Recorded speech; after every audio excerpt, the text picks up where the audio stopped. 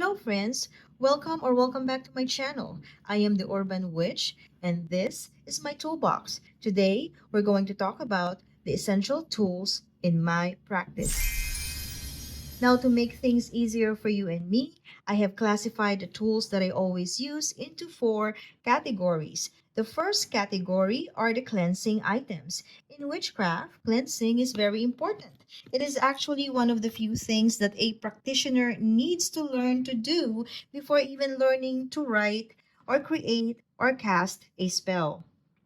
My cleansing items are incenses. I have the stick and the cone incenses.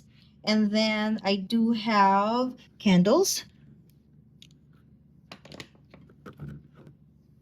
and smudging sticks or bundles.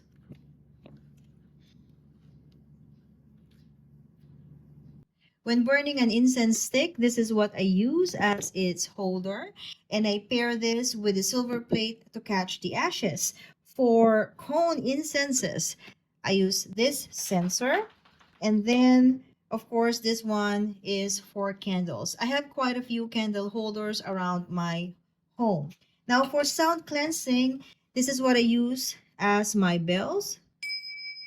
I love the sound, and I have the smallest of the set of the singing bowls. The next category are items for rituals, and that includes the cauldron. This is my teeny tiny cauldron. It's very functional. It's still dirty. I have to clean it. And then we have carving knife. I do not have an athame, but I do have a carving knife, and I use this to carve figures or names on my candles. Next, I have a mortar and pestle for grinding herbs and spices and other things that needs to be powdered. Then I have the cup or the chalice, which I use to hold either holy water or salt, a few bottles of oils. This is the nurture oil, the lunar oil, the banishing oil, and a little bit of lavender oil. I use my oils to dress candles and for anointing. The last item in this category is the pentacle. A pentacle is a five-pointed star inside a circle. If we're just talking about the star is called a pentagram.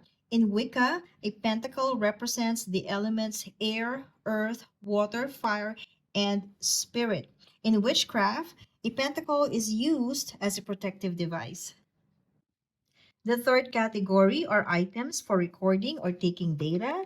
These are pens, notebooks, journals, book of shadows that I use not only for writing spells, but for recording observations and findings about concepts that I am currently exploring.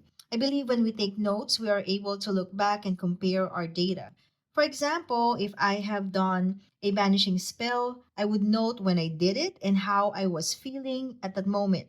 I might also take notes on how long it took before I got the results. If I got my desired results, what did I think were the factors leading to the success of that spell? If I did not get the desired results, what were the possible contributing factors to the failure? How was I feeling at that moment? In my experience, I get the best results when I am very calm and focused, especially when I'm doing a spell. On the other hand, if I'm not at peace, or for example, I am angry or distracted, my spells tend to fail. I also maintain a gratitude journal. This is my gratitude journal as of the moment, as I believe giving thanks results to more blessings and more success. Now, this is my current book of shadows. I'm not putting all my book of shadows in this box. I'm just putting the one that I am using, and I can only show you the first page. That's the first page. It says the person you are tomorrow depends on the person you chose to be today. And I have started this in April of 2020. The fourth and last category are my reference materials. These may be from the internet, magazines, or from books. While I'm not able to share with you my entire book collection, here are some that I really love and that I tend to revisit every so often. I believe the first two books I've already shown them to you in my previous videos, and they are The Encyclopedia of Magical Herbs by Scott Cunningham and Wicca, A Guide for the Solitary Practitioner, also by Scott Cunningham. Next is Protection and Reversal Magic, a Witch's Defense Manual. This is by Jason Miller. The Artist's Way by Julia Cameron. A Spiritual Path to Higher Creativity. I believe this was first published in 1992. I first read it in 1997 or 1998. I've been going back to this one every time I feel like there is a need for my creativity to be pushed a little bit. Then we have Conversations with God, an Uncommon Dialogue, Book 1 by Neil Donald Walsh. And the last on my go-to books is To Light a Sacred Flame, Practical Witchcraft for the Millennium by Silver Ravenwolf. Alrighty, so these are the tools that are essential to my practice.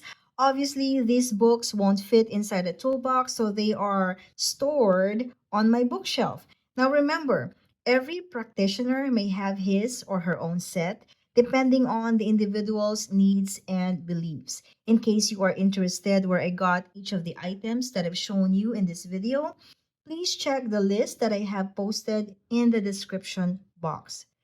If you're on a spiritual journey, what are the items that you consider to be your essential tools? Please share in the comments below, or if you have made a video, kindly post the link to your video in the comments section. I would love to watch it. Thank you for visiting my channel. I wish you all a magical day. See you again soon.